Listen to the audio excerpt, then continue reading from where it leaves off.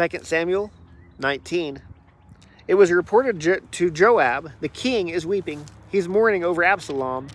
That day's victory was turned into mourning for all the troops, because on that day the troops heard the king is grieving over his son.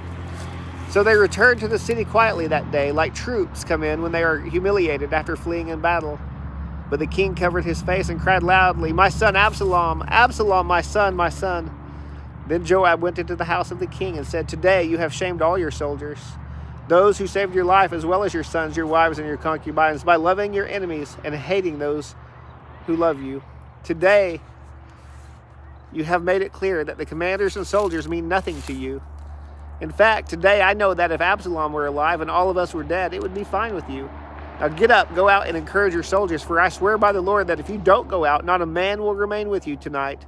This will be worse for you than all the trouble that has come to you from your youth until now."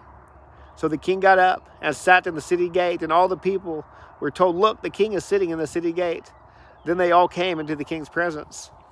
Meanwhile, each Israelite had fled to his tent. People throughout all the tribes of Israel were arguing among themselves, saying, "The king rescued us from the grasp of our enemies, and he saved us from the grasp of the Philistines. But now he has fled from the land because of Absalom. But Absalom, the man we anointed over us, has died in battle, so why do you say nothing about restoring the king?" King David sent word to the priests Zadok and Abiathar, "Say to the elders of Judah, why should you be the last to restore the king to his palace? The talk of all Israel has reached the king at his house. You are my brothers, my flesh and blood. So why should you be the last to restore the king? And tell Amasa, aren't you my flesh and blood? May God punish me and do so severely if you don't become commander of my army from now on instead of Joab." So he won over all the men of Judah, and they unanimously sent word to the king, "Come back, you and all your servants." Then the king returned. When he arrived at the Jordan, Judah came to Gilgal to meet the king and escort him across the Jordan. Shimei, son of Gera, the Benjaminite from Bahurim, hurried down with the men of Judah to meet King David. There were 1,000 men from Benjamin with him. Ziba, an attendant from the house of Saul, with his 15 sons and 20 servants, also rushed down to the Jordan ahead of the king. They forded the Jordan to bring the king's household across to do whatever the king desired. When Shimei, son of Gera, crossed the Jordan, he fell face down before the king and said to him, "My lord, don't hold me guilty, and don't remember your servant's wrongdoing on the day my lord the king left Jerusalem. May the king not take it to heart, for your servant knows that I have sinned. But look, today I am the first one of the entire house of Joseph to come down to meet my lord the king." Abishai, son of Zeruiah, asked, "Shouldn't Shimei be put to death for this? Because he cursed the Lord's anointed." David answered, "Sons of Zeruiah, do we agree on anything? Have you become my adversary today? Should any man be killed in Israel today? Am I not aware that today I am king over Israel?" So the king said to Shimei, "You will not die." Then the king gave him his oath.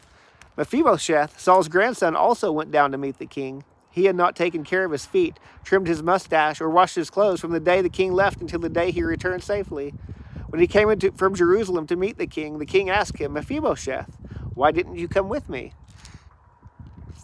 "My lord the king," he replied, "my servant Ziba betrayed me. Actually, your servant said, 'I'll saddle the donkey for myself so that I may ride it and go with the king, for your servant is lame. Ziba has slandered your servant to my lord the king, but my lord the king is like the angel of God, so do whatever you think is best. For my grandfather's entire family deserves death for my lord the king, but you set your servant among those who eat at your table. So what further right do I have to keep on making appeals to the king?" The king said to him, "Why keep on speaking about these matters of yours? I hereby declare you and Ziba are to divide the land." Mephibosheth said to the king, "Instead, since my lord the king has come to this palace safely, let Ziba take it all." Barzillai, the Gileadite, had come down from Rogelim and accompanied the king to the Jordan River to see him off at the Jordan. Barzillai was a very old man, 80 years old, and so he was a very wealthy man. He had provided for the needs of the king while he stayed in Mahanaim. The king said to Barzillai, "Cross over with me, and I'll provide for you at my side in Jerusalem." Barzillai replied to the king, "How many years of my life are left that I should go up to Jerusalem with the king? I'm now 80 years old. Can I discern what is pleasant and what is not? Can your servant taste what he eats or drinks? Can I still hear the voice of male and female singers? Why should your servant be an added burden to my lord the king? Since your servant is only going with the king a little way across the Jordan, why should the king repay me with such a reward? Please let your servant return so that I may die in my own city, near the tomb of my father and mother. But here is your servant Chimham. Let him cross over with my lord the king, do for him what seems good to you. The king replied, Chimham will cross over with me, and I will do for him what seems good to you, and whatever you desire from me, I will do for you. So all the people crossed the Jordan, and then the king crossed. The king kissed Barzillai and blessed him, and Barzillai returned to his home. The king went on to Gilgal, and Chimham went with him. All the troops of Judah and half of Israel's escorted the king. Suddenly all the men of Israel came to the king. They asked him, Why did our brothers, the men of Judah, take you away secretly and transport the king and his household across the Jordan, along with all of David's men? All of the men of Judah responded to the men of Israel, Because the king is our relative.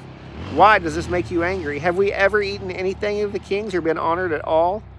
The men of Israel answered the men of Judah, We have 10 shares in the king, so we have a greater claim to David than you. Why then do you despise us? Weren't we the first to speak of restoring our king? But the words of the men of Judah were harsher than those of the men of Israel.